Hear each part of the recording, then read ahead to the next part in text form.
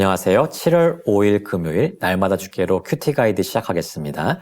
오늘 말씀은 사도행전 20장 7절에서 16절까지의 말씀입니다. 여러분은 잘 되고 있었던 일에 생각지도 못한 방해를 받은 적이 있으십니까? 그럴 때 여러분의 마음은 어떠셨나요?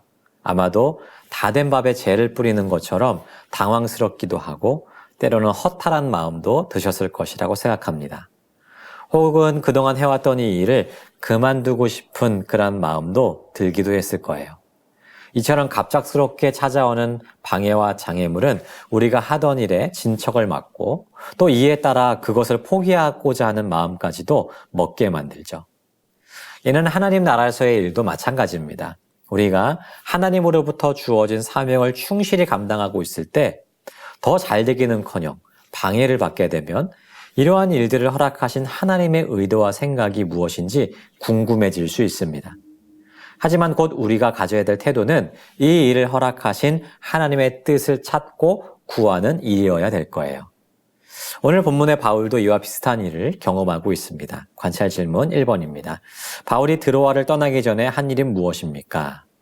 먼저 7절을 보시면 바울은 드로아에서 성도들과 함께 주의 만찬을 나누고 또한 말씀을 강론하는 것을 볼 수 있습니다. 바울은 어디에 있든지 하나님의 말씀을 전하고 가르치는 일을 최우선을 두면서 사역했어요. 이것은 곧 바울이 성도들을 얼마나 사랑했는지를 알게 되는 하나의 표지입니다. 바울은 각 지역의 성도들의 이 영적인 성장을 위해서라면 낮과 밤을 가리지 않고 때로는 생명까지도 바쳐가며 헌신했던 사람이었죠. 바울은 드로아를 떠나기 전에도 밤늦게까지 주의 말씀을 쉬지 않고 전했습니다. 바울의 이러한 모습은 우리에게 참 많은 도전을 줍니다. 특히 나는 삶 속에서 얼마나 이웃들과 하나님의 말씀을 나누기를 기뻐하는가. 여전히 믿음이 부족한 이들에게 하나님의 말씀을 얼마나 나누고 가르치는 데 헌신하고 있는가. 스스로를 좀 돌아보게 만드는 것 같습니다. 관찰 질문 2번입니다. 바울이 강론을 하던 중 일어난 일은 무엇입니까? 근데 여러분, 이렇게 늦은 시간까지 말씀을 가르치던 바울에게 뜻하지 않은 사고가 일어났어요. 말씀을 듣던 유두고라는 청년이 창에 걸터 앉아 말씀을 듣고 있었는데요. 그만 졸다가 그 창에서 떨어지게 된 것입니다. 여러분들이 그 자리에 있었다고 한번 생각을 해보세요. 얼마나 당황스러웠겠습니까? 이건 다른 것을 하고 있었던 것이 아니에요. 하나님의 말씀을 전하고 듣는 그 중요하고 좋은 자리에서 바울은 하나님의 말씀을 전하는데 힘을 쏟고 있었을 뿐입니다. 그리고 유두고라는 이 청년도요, 졸음을 이기고 끝까지 하나님의 말씀을 들으려고 애썼을 뿐이에요. 하나님의 말씀이 전해지고 있는 이 중요한 순간에 오히려 복음의 진전을 막을 수도 있는 매우 어려운 일이 벌어지게 된 것이에요. 관찰 질문 3번입니다. 강론을 듣다가 죽은 유두고는 어떻게 됩니까? 근데 여러분, 다른 사람들은 다 놀라고 안타까워했겠지만 바울은 그러지 않았습니다. 오히려 바울은 아래로 내려가서 죽은 유두고를 껴안았어요. 그러면서 그에게 생명이 있다라고 말했습니다. 무슨 말입니까? 죽었던 유두고가 다시 살아난 것입니다. 만약에 우리가 그 자리에 있었다면 얼마나 놀랐을까요? 죽었던 사람이 다시 살아나다니.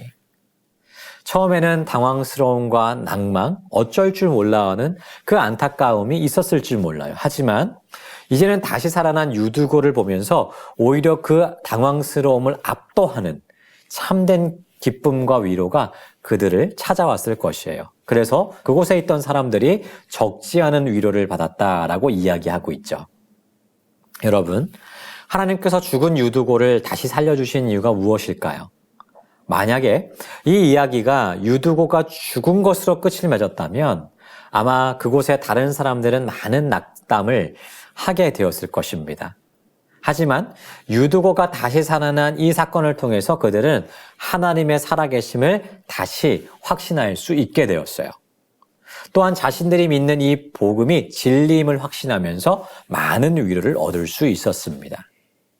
복음의 확산과 뜨거운 열기가 다 식어버릴 수 있는 아주 위급한 상황이었지만 오히려 하나님은 이 위기의 순간을 뒤집으셔서 많은 성도들을 더욱 위로받게 만드시고 또한 그 믿음을 확고하게 세워갈 수 있는 기회로 만드셨다는 것입니다.